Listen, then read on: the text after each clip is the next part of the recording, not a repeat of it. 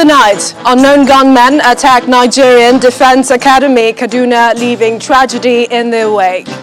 Borno State Governor briefs President Muhammadu Buhari on security situation in his state, says more than 100,000 people have been killed in 12 years since the Boko Haram insurgency began.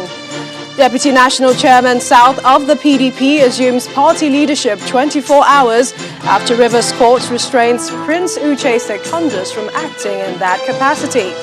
And G7 leaders end virtual summit without agreement on extending August 31 deadline for evacuations from Kabul. Plus business sports news from Abuja and later international news from our studio in London.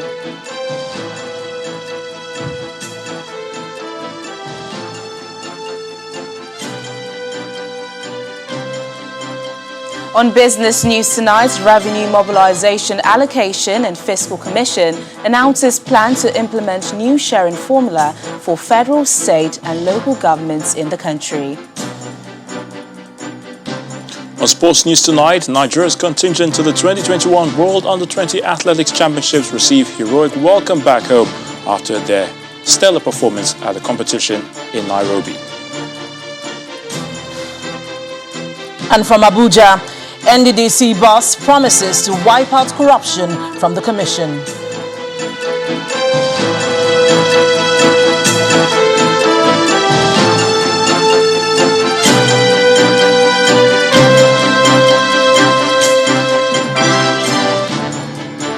We begin tonight with a shocking, brazen and unprecedented fatal attack on one of Nigeria's key military institutions, the Nigerian Defense Academy, NDA, in Kaduna State. Bandits dressed in military uniforms managed to gain entry into the academy in the early hours of today and opened fire at the officers' quarters. In the ensuing assault, they killed 2 officers, a major and a squadron leader, and thereafter took away another senior officer, a major, through a bush located close to the academy. A statement signed by the Nigerian Defense Academy spokesman, Major Bashir Jajira, confirmed the attack reads, "The security architecture of the Nigerian Defense Academy was compromised early this morning by unknown gunmen who gained access into the residential area within the academy in Afaka. During the unfortunate incident, we lost 2 personnel and 1 was abducted." The statement adds, quote, "The Academy, in collaboration with the 1 Division Nigerian Army and Air Training Command, as well as other security agencies in Kaduna State, has since commenced pursuit of unknown gunmen within the general area with a view to tracking them and rescuing the abducted personnel." End of quote. Meanwhile, reactions to this latest security breach at the Nigerian Defense Academy have been quick and negative. From the nation's top military man down, there been feelings of shock and sadness.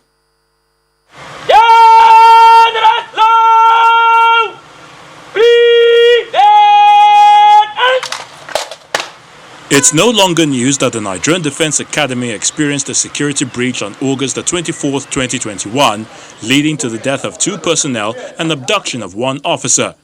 A situation that has caught the attention of the Chief of Defense Staff, General Lucky Irabo. Reacting to the attack on the NDA while speaking with journalists in Yola, Adamawa State, the Defense Chief says the Army is looking into the matter. The incident in Kaduna is yes, of course, been undertaken by bandits, but of course it's more of an armed robber coming to your house. The infiltration didn't come by virtue of the normal banditry action, but these are things we're already looking at, and in due course you get the details. But suffice to say that of course any form of insecurity is a cause for worry for anyone, and that's why for us we're more determined that this madness must be brought to an end very speedily. In his reaction, Kaduna State Governor Nasir El-Rufai prayed for the repose of the souls of the personnel who lost their lives. The governor also extended its unreserved solidarity to the armed forces of Nigeria and all security agencies who are making immense sacrifices on different fronts. Meanwhile, the Arewa Consultative Forum, ACF, released a statement commiserating with the families of those who lost their lives during the attack on the academy. The statement also describes the breach as an embarrassment. The ACF, however, calls for urgent steps to revamp security in the country, particularly in the northern region. And as brazen as this attack is on the Nigerian military, the incident at the Nigerian Defense Academy today is, however, not the first. In this next report, we bring you a highlight of some of these attacks on some of Nigeria's security apparatus. The sheer audacity of the bandits that launched the attack on the Nigerian Defense Academy is an indication that the line of not being worried has been breached. Not that other incidents of attacks in villages across the northern region is any less disturbing, but this incident hits a nerve of confidence in the efforts of the military to contain the situation. Nigerians are expecting us to bring about peace and security in concert with other security agencies. That we will do. We can't live in fear, and we ensure that Nigerians, whatever bring fear to them before now, will be a thing of the past. This optimism expressed by the Chief of Defense Staff was helpful in calming nerves, but when the security apparatus meant to protect citizens comes under attack, then the common man begins to wonder if the bandits can be defeated. A feeling heightened by the Kaduna State Governor, Nasir El-Rufai. Our unanimous position is what is needed now is to wipe out the bandits. We must go into this forest. Nobody living in that forest is innocent, and just kill them all. The same can be said of the police who have in recent times fallen victim of attacks on their stations. Cases of these happening in the east of the country. Here, the Inspector General of Police also speaks on quelling the matter. What is seriously worrisome in the southeast is gradually being checked, and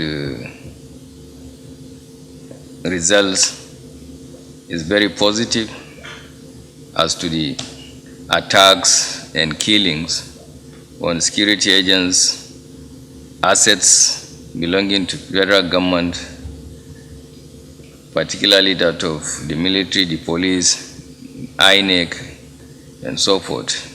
Our ability to checkmate these lawlessness has improved, and we are getting closer to something positive. A lot is going on in the country at the moment, with railways and other policies that show the federal government is making attempts at economic development. However, at the same time, there's so much violence that seems to water down the progress. In the end, something has to give. Many hope that peace, stability and unity trumps over death and destruction. Staying with security, Governor of Borno State, Babagana Zulum, has cautioned against rejecting those he describes as repentant Boko Haram members if the nation wants an end to insurgency. The governor made the declaration after he visited President Muhammadu Buhari at the State House. According to him, 2,600 Boko Haram members, including their wives and children, have so far surrendered. Our correspondent Gloria Mizuke reports. The Borno State Governor, Professor Babagana Zulum, is the latest guest received by President Muhammadu Buhari in his office. Governor Zulum is seeking more support from the president as official figures record 100,000 people killed from spiraling attacks by insurgents in Borno State. I came to brief Mr. President over the ongoing surrender by insurgents. People have completely lost their means of livelihood. We harvested a total number of over 50,000 orphans and widows. These are official figures. The unofficial figures are more than this. And right now, the whereabouts of not less than 10% of people of Borno State is not known to all of us. He explains that some of the 2,600 insurgents that have so far surrendered in the state were forced conscripted into the Boko Haram sect as children. He made case for them to be observed rather than rejected, as suggested in some quarters. Unless we want to continue with an endless war, I see no reason why we shall reject those that are willing to surrender. I'm in this business for the last 11, 12 years. I was attacked for more than 40, 50 times. I know the magnitude of this problem. More than 100,000 people were killed. I'm telling you, more than 100,000 orphans we have now. More than 100,000 widows we have now. And therefore, those that have surrendered shall be dealt according to the extant rules and regulations. Separately, Governor Simon Lalong of Plateau State also met with the president at the State House. Making no bones about his intention to end inter-religious crisis, the evacuation of students from schools for safety, according to him, is too premature. Some people will not stay in campus. If you look at it, it wasn't that people were killed in the campus. Nobody was killed in the campus. Some of them were those who went out. For what? We kept on making announcements, stay where you are. If you gave you numbers, if there's anything, there's any alarm, give us anywhere you are. Soldiers will go there, police will go there. According to the governor, the ongoing curfew imposed on troubled areas across the state will soon be relaxed, owing to considerable improvement in the security situation in Plateau State. In the midst of the crisis rocking the state, the desperate need to expand the options is fundamental. Aside seeking support from the federal government, the crucial question of how states can employ more intelligence to stay afloat in the war against insurgency is critical. From the presidential villa, Gloria Umezuki, Channels Television News. Well, while the governor of Plateau State was in Abuja, back home, a combined team of security forces in Plateau State killed 6 members of a suspected syndicate of gun runners at Koi village in Mangu local government area of the state. The State Police Command, in a statement, confirmed that the Inspector General Police Intelligence Response Team, IRT, based in Mangu, received a distress call on activities of the criminals in the area and mobilized a combined team of security personnel to engage the assailants. However, the commander of the Police Intelligence Response Team was killed in the encounter. And the Deputy National Chairman South of the People's Democratic Party, PDP, has assumed leadership of the party following a court order restraining Mr. Uche Secondus from parading himself as the national chairman of the party. At the Lagos airport on his way to Abuja, Mr. Akomi today says his assumption of office is in line with Section 35, subsection 3B of the party's constitution. He also announced a postponement of the National Working Committee meeting that was earlier scheduled for today. Section 5, bracket 3B of the Constitution of the PDP, the PDP empower me to summon and preside over party meeting in the absence of national chairman. In the absence of national chairman. 2, our attention has been drawn to yesterday evening court order, which purportedly restrained our national chairman, Prince Uche Secondus, from summoning presiding over meetings of the national organ of the party. It's not more making. Yes. 3, in the foregoing circumstance, as the Deputy National Chairman South, which is number 1 of the People's Democratic Party, after due consultation and in the exercise of aforesaid power, hereby deeming fit and proper to postpone the National Working Committee meeting earlier scheduled for today till further notice to allow broader consultation in overall interest of our party. In part 2, after the break, federal government deploys Moderna vaccines to 29 states, explains delay in rollout. Please join us again.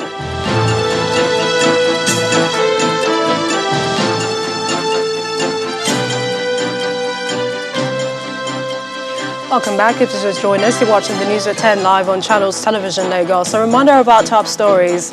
Unknown gunmen attacked Nigerian Defense Academy Kaduna, leaving tragedy in their wake. Borno State Governor briefs President Muhammadu Buhari on security situation in his state, says more than 100,000 people have been killed in 12 years since the Boko Haram insurgency began.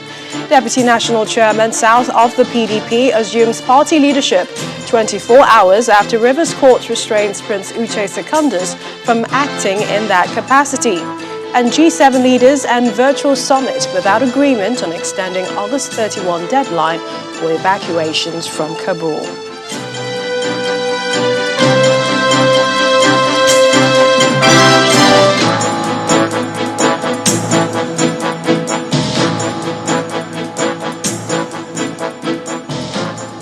Staying with politics, the Kebbi State House of Assembly has impeached its Speaker, Abdul Mumin Kamba, and Deputy Speaker, Mohammed Buhari Aliero.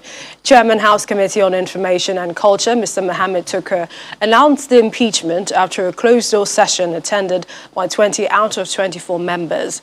Mr. Tukur says the Speaker has been replaced by the Deputy Chief Whip, Mohammed Abubakar Lolo, a member of the APC representing Bagudu West, while the Deputy Speaker is replaced by Mohammed Ankwai. He, however, did not give any reasons why the principal officers were impeached.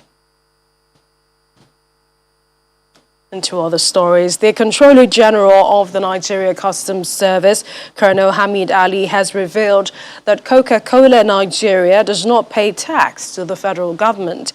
Colonel Ali, who made the disclosure during the ongoing interactive session with the House of Representatives Committee on Finance, says government should tax carbonated drinks just like it taxes tobacco because of its negative effect on Nigerians. The committee chairman, Mr. James Faleke, however, pointed out to the customs boss that Coca-Cola pays income tax to the federal government but does not pay production tax. Our correspondent Linda Kibe has more. Extra budgetary spending, under remittances, inability to explain expenditure and revenue. These are some of the observations made by members of the House Finance Committee during the last 6 days of analyzing the financial records of various government agencies. The deficit in the 2022 budget, as projected by MTEF, stands at 5.63 trillion naira. The Corporate Affairs Commission is before the committee, and members are criticizing the commission for failing to remit monies to the Consolidated Revenue Fund of the Federation and spending far above the revenue it generates. The Registrar General of the Commission tells lawmakers that revenues generated by CAC over the years were not enough to cover its expenditure, and therefore it could not make remittances to the government treasury.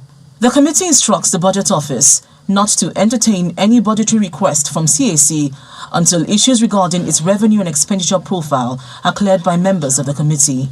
In the first quarter of 2021, you have generated 3.19 billion and spent 5.136 billion. What is the meaning of this thing? Your finance people are putting figures together so that the money to be remitted to the general account that will help Nigerians will not be there. Will not be there. As I have said, most of these expenditures were settlement of outstanding liabilities. We have never borrowed money. The committee has resolved that you will have to provide us with the details expenditure from 2018, line by line item. We want to see, bring us the files. 2018, bring the files of expenditures. The Financial Reporting Council did not fare any better, as the committee is accusing the Commission of extra budgetary spending. Financial Reporting Council, is that in line with the appropriation? It's not in line with the appropriation. Spending over the budget, is it in line with the rules? It says you are an agency that reports financial activities. Is it in line? It's not in line, sir. The Constitution is very clear. No money can be withdrawn without appropriation. The committee calls out some agencies for failing to appear before them, namely the Nigerian Maritime Administration and Safety Agency (NIMASA), the Federal Aviation Authority of Nigeria (FAN), National Lottery Trust Fund, and the National Inland Waterways Authority. The committee chairman, Mr. James Faleke, warns the agency to ensure they appear and defend their revenue and expenditure profile latest Thursday, August 26th. Linda Akibe, Channels Television News. The National Bureau of Statistics says it is collaborating with the National Primary Healthcare Development Agency, NPHCDA, and the United Nations International Children's Emergency Fund, UNICEF, to commence data collection for the Multiple Indicator Cluster Survey and National Immunization Coverage Survey. This was disclosed by the Statistician General of the Federation, Dr. Yemi Kale, during a meeting in Abuja. Dr. Kale says that the survey will not only act as a major source of data for policymakers, but will be instrumental in developing and monitoring policies. He appeals to Nigerians to cooperate with the interviewers to provide accurate information for the improvement of Nigerian policies.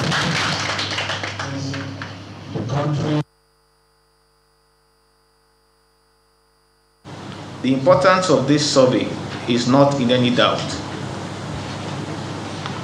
On completion of this exercise, the MIX-NIX will serve as a major source of data for tracking the success or otherwise of Nigeria's attainment of the Sustainable Development Goals, and will also serve as a major source of information for monitoring the impact of the COVID-19 pandemic on the health and nutritional status of households in Nigeria. Hence, its significance and value cannot be overemphasized. After the first round of the survey, progressive changes have been made to each round. There has been new improvements and innovations that have brought some form of excitement and enthusiasm for both producers and users of the data. These improvements and innovations have been in diverse forms, be it the addition of new modules to the questionnaires, new questions or measurements, or even the application of technology in collecting and analyzing the data. MIX-NIX is certainly one survey whose design and methodology has consistently kept up with the changes in society and has always attempted to track the effect of these changes on the lives of women and children and of the households in general.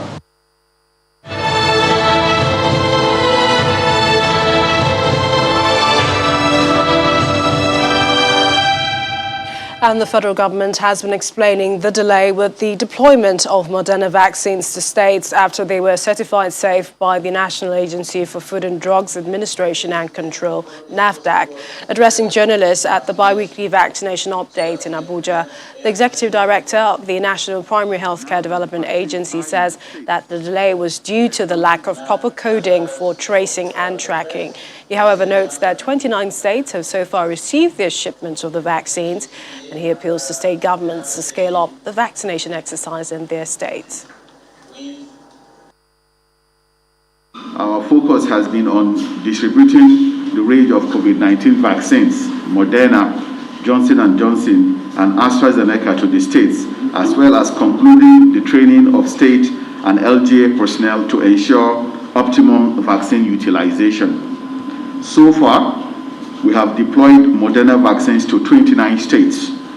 It is pertinent to state that we could not deploy the vaccines immediately after NAFDAC certification because unlike the AstraZeneca vaccine, the Moderna vaccine did not come with complete barcoding.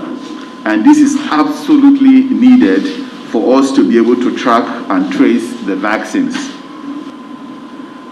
Now that the vaccines are in the states, we are counting on our governors to continue to provide the needed oversight and resources that these vaccines are secured and maintained in the required temperatures, and that all eligible persons are mobilized to access the vaccines to protect themselves, their families, and their communities against COVID-19. Meanwhile, the Zamfara state government has received over 65,000 doses of Moderna COVID-19 vaccines for the second phase of the vaccination in the state. These Moderna vaccines will only be administered to those who have not received any vaccine against the virus. Same goes for Nasarawa State, which is flagging off its second phase with 97,000 doses. Close to 66,000 doses of the Moderna brand of COVID-19 vaccines were donated to Zamfara State by the United States government through the Federal Ministry of Health. The vaccines were received on behalf of the state government by the chairman COVID-19 task force, Nasiru Magaria, who gives an assurance that efforts will be redoubled to control the spread of the virus in the state. We are to go around to see, to monitor the exercise, and local government by local government, place by place, word by place. I'm assure you that we are going to support you as you have very good expectation to us. The Permanent Secretary supervising the Zamfara State Ministry of Health, Habibu Yalwa, gives the state a pass mark for the first phase of its COVID-19 vaccination using the Oxford AstraZeneca brand, expressing optimism that the Moderna vaccines will also be deployed successfully. We were given additional doses, which at the same time we were able to exhaust. And that is why it has been said by the representative of the NPSCDA here that we are having this much number of doses, more than our neighboring states. Meanwhile, health authorities in Nasarawa State are flagging off 97,000 doses of Moderna vaccines alongside 7,000 doses of Oxford AstraZeneca. We are going to take the front position when it comes to vaccination because we have a government that is ready to give all the necessary support to make sure that the rollout is very fast and fantastic. Residents of Zamfara and Nasarawa states who are eligible to receive the Moderna COVID-19 vaccine are those who have not taken any vaccination against COVID-19, while the Oxford AstraZeneca doses are for those taking their second shots.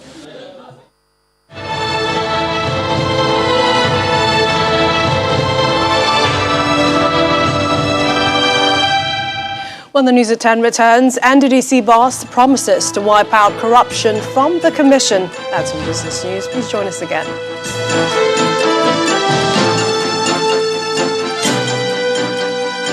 Welcome back. We continue with security, where as part of efforts to curb the spate of kidnappings in Edo State, the governor, Godwin Obaseki, has appealed to the army to establish more formations in the state, particularly the Central Senatorial District. Mr. Obaseki made the appeal when he received the Chief of Army Staff, Lieutenant General Farouk Yahya, at the Government House, Benin City, the Edo State capital. In his remarks, the Army Chief commended the governor for giving a helping hand to army operations in the state, including his contributions to the Nigerian Army's Combat Service Support and Training Week.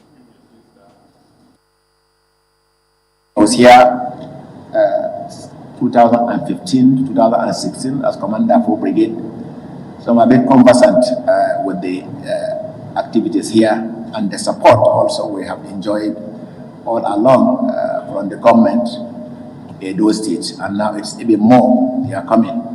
I'm aware of what you are doing, for example, addresses of our challenges in Nigerian School of Supply and Transport, with the construction you are doing, and also the other support you are providing in terms of logistics and synergy we are having between the services and other agencies in the state. We appreciate and I thank you so sincerely, sir. The only thing, as usual, we will ask that you should not be tired. In fact, we're even asking for more. And I know you have the capability and capacity to do more, sir. We're having challenges, two key challenges. First, will have to do with the high spate of kidnappings between Benin and Elchi axis. We have military formations in the south, in Edo, and we have in the north, in Auchi Aganagude axis. So that 120 kilometer space between them does not have any military presence. And it's a bit difficult, it takes time to respond either from the south or the north when there are incidents. So our appeal, and the state government will support anymore, is that if the army can consider setting up a forward operating base, somewhere equidistant between the north and the south, because that will, help us cover that axis where we are beginning to experience a lot of incidents. The brigade has been very helpful in terms of help supporting community crisis. Because of the pressure on land, because of our changing demographics, we're beginning to witness a lot of community disputes, and they've been helpful. But we will also plead if you can consider also helping us have a special squad to support our efforts to just help calm the restiveness we're seeing around communities, largely to do with land and land disputes. Meanwhile, the Inspector General of Police, Mr. Alkali Babar Usman, who was also on a courtesy visit to the Government House, assures the Governor that the police will provide manpower training for local security outfits for effective service delivery. The police boss notes that community policing is one key area in the present security architecture, which has been yielding positive results in fighting crime. The government of Nigeria has also adopted community policing as a model to serve the paid agents, or to complement the agents, to complement the responsibilities of the police and other security agents. And as far as Edo is concerned, I think Edo and Kano are doing the best in terms of community policing officers. And these officers need to be used within their immediate community, within their immediate environment, because they know their terrain very well, they know the people very well, but they need to be scrutinized, they need to be profiled, they need to be looked into carefully.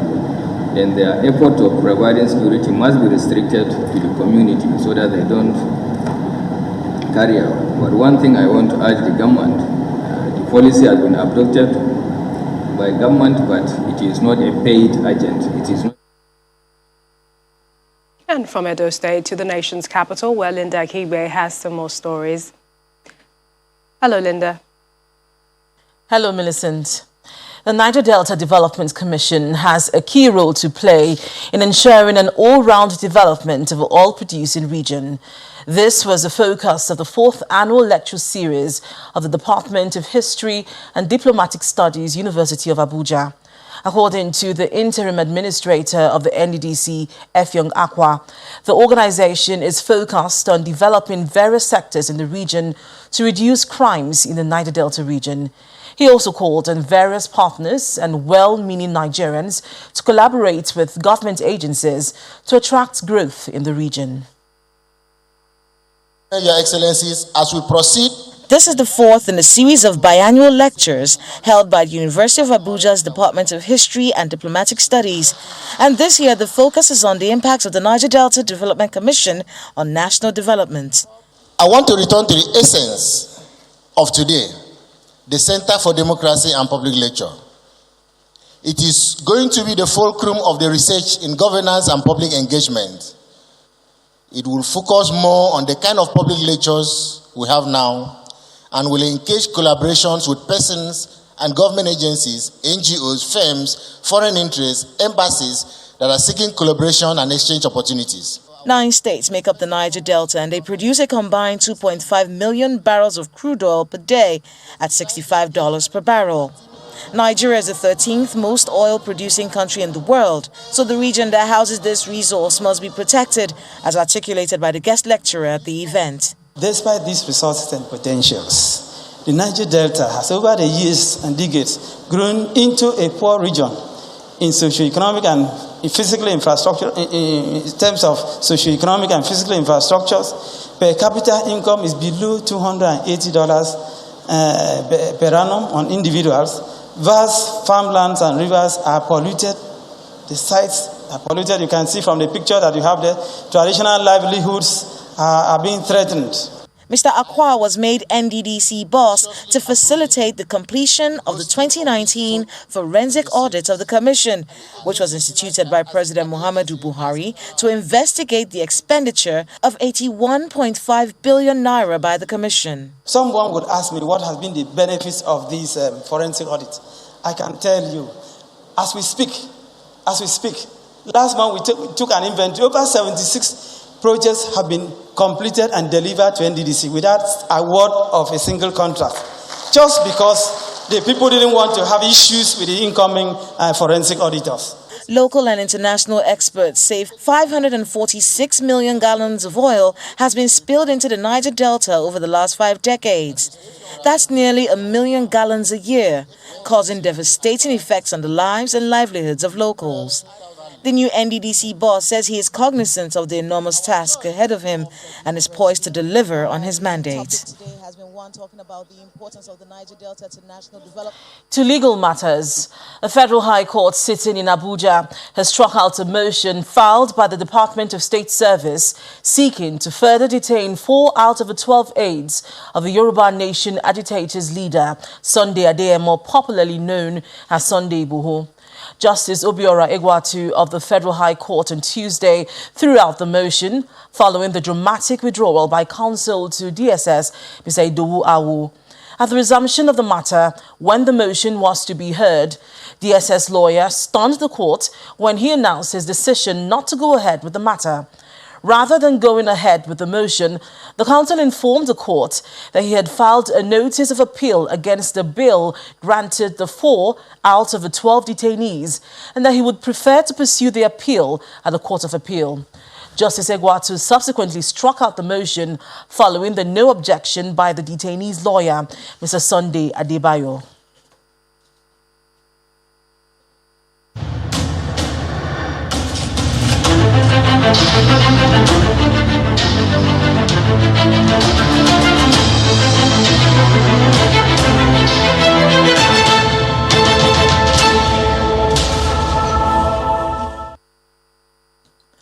The Lagos State Judicial Panel on Restitution for Victims of SARS-related abuses and other matters has adjourned till a later date decisions on 4 petitions in which testimonies were concluded today.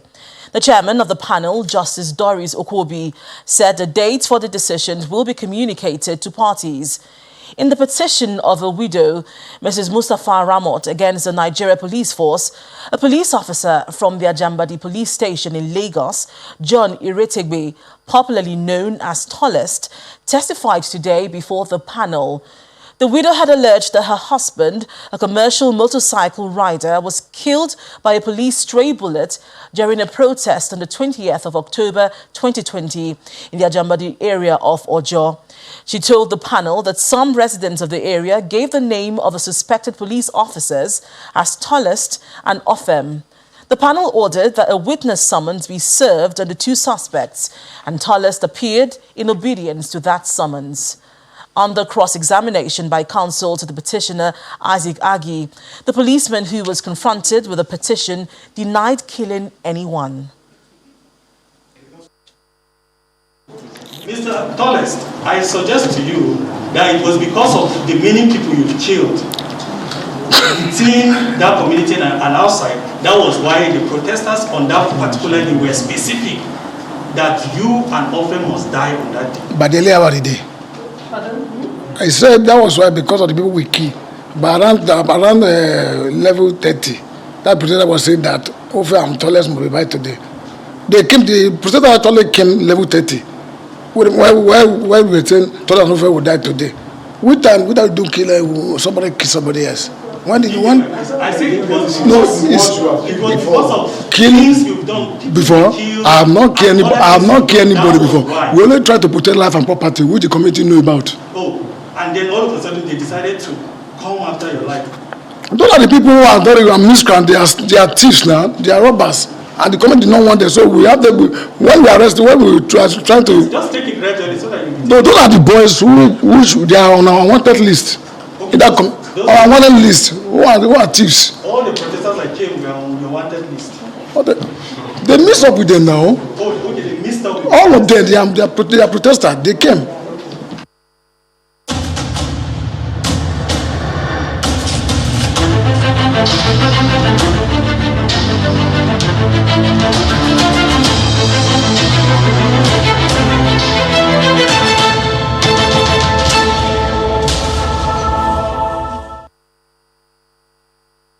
And that's all from Abuja. Back to you, Millicent. Thank you, Linda. And to some company news. As part of plans commemorating its 20th anniversary, MTN Nigeria has given 7 customers in Lagos area brand new Honda HR-VS cars. 13 more of the vehicles will be given out across the country in a few days. At a formal event to celebrate the occasion, MTN Nigeria's Managing Director, Carl Toriola, said this is one way to say thank you to its teeming subscribers for their brand loyalty. MTN Nigeria launched its services Wednesday, August 8, 2001, and has been connecting about 69 million people in communities across the country to date. An atmosphere of celebration pervades this occasion for MTN Nigeria. Its 20 years of doing business is a classic case of together in progress.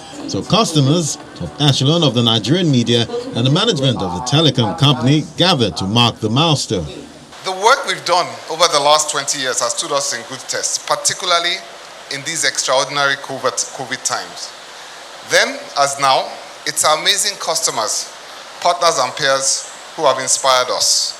I'm particularly inspired by our frontline staff, the people that work in our shops, in our partner shops, our engineers, all of our vendors and subcontractors that have continued to show up every day.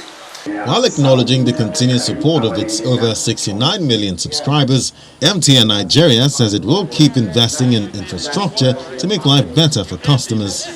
We'll be investing more than 600 billion naira over the next 3 years in expanding the national network that MTN is building. We're also committed to expanding our rural connectivity to reach areas that are currently either unserved or underserved.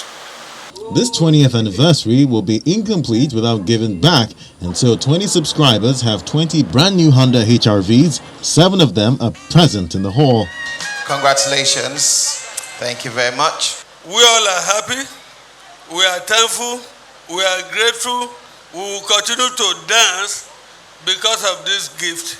Another winner says her excitement is beyond words. I'm excited. Thank you, MTN. Thanks for transparency. God bless you. God bless the whole MTN family. MTN Nigeria launched its services on August 8, 2001, connecting over 69 million subscribers and promising to bring its services to the nook and crannies of Nigeria everywhere you go.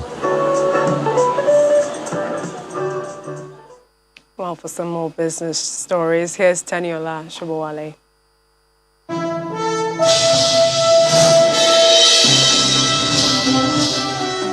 Thanks a lot, Millicent. The Revenue Mobilisation, Allocation and Fiscal Commission has announced plans to commence the process for a new revenue sharing formula for the federal, state and local governments.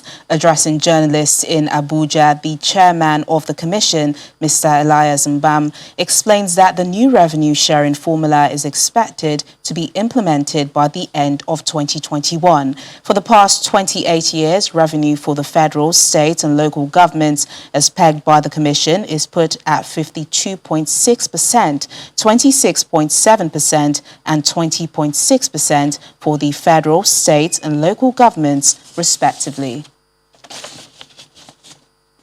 Now to the local stock markets, which reversed some of the losses recorded on Monday, despite a negative market's breadth and decline in level of trading activity. Layo Adegoke has the details.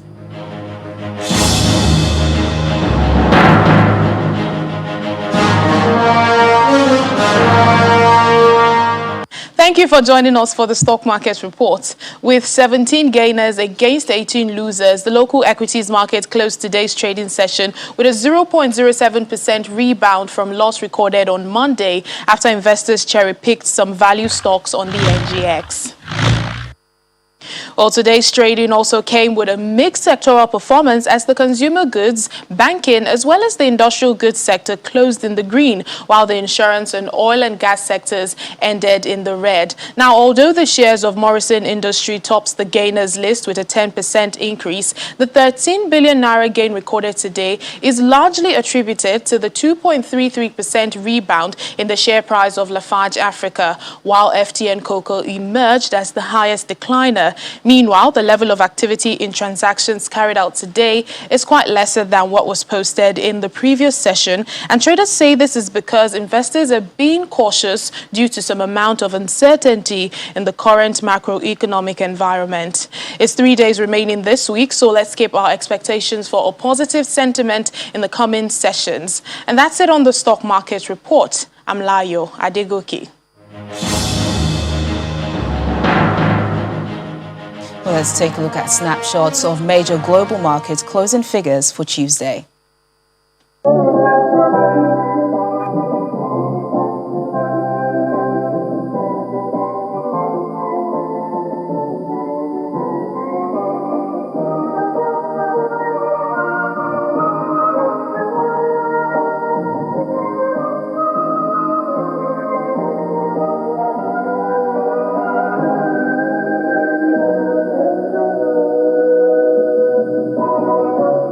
And that's Business News Tonight. It's back to Millicent for the rest of the news at 10.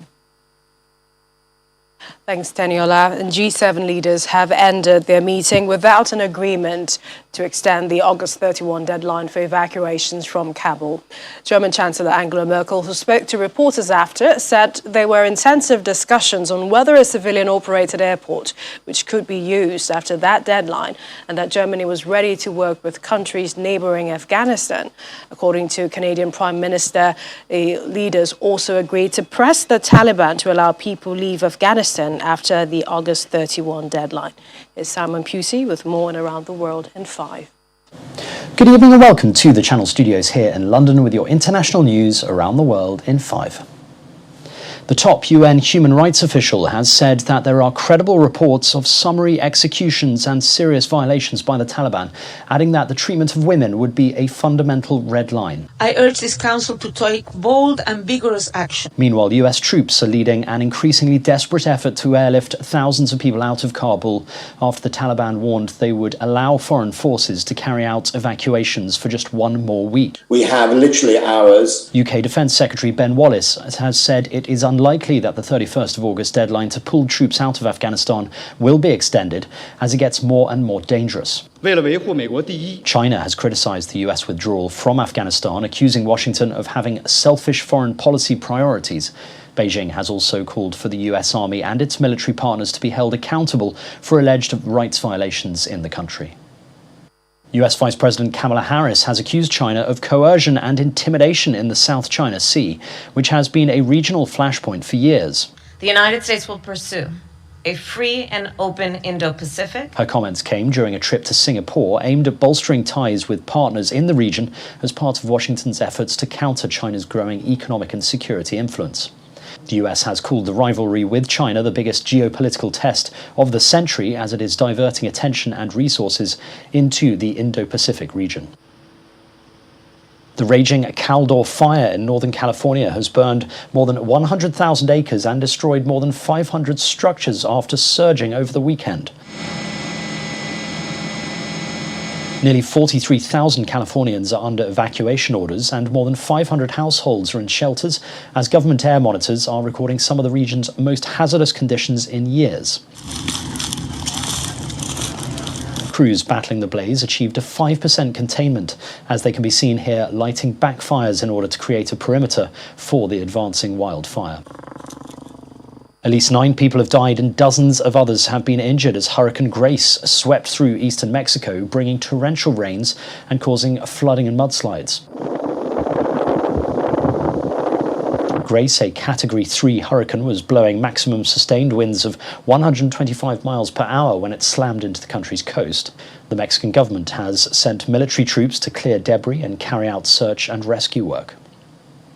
The Australian Prime Minister has rejected modelling that warns that the country could face 25,000 deaths if lockdowns and public health restrictions end once 80% of the adult population is vaccinated. The plan sets out that we have to move forward. Scott Morrison said the modelling by researchers at 3 leading Australian universities was not realistic because public health measures would continue after lockdowns ended and vaccination rates would continue to climb.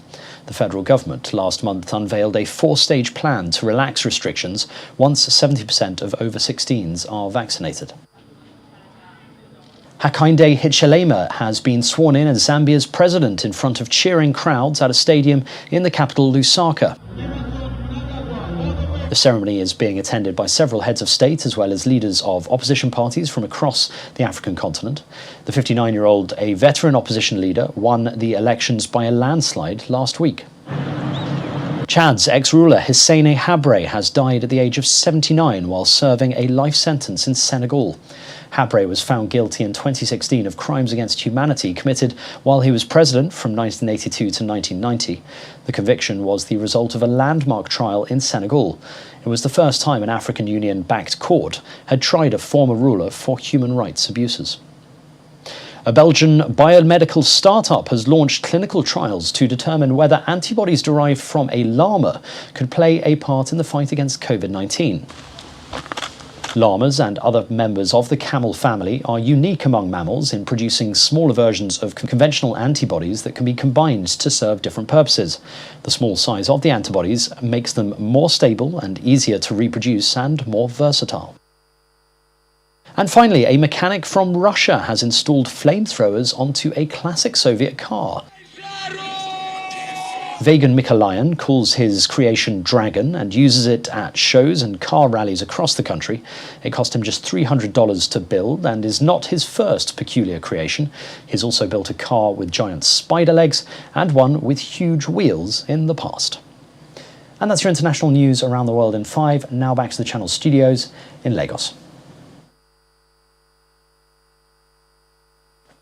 Many thanks, Simon. Time now for some sports news. Nigeria's contingent to the 2021 World Under-20 Athletics Championships are back in the country after putting up a stellar performance at the competition in Nairobi, Kenya.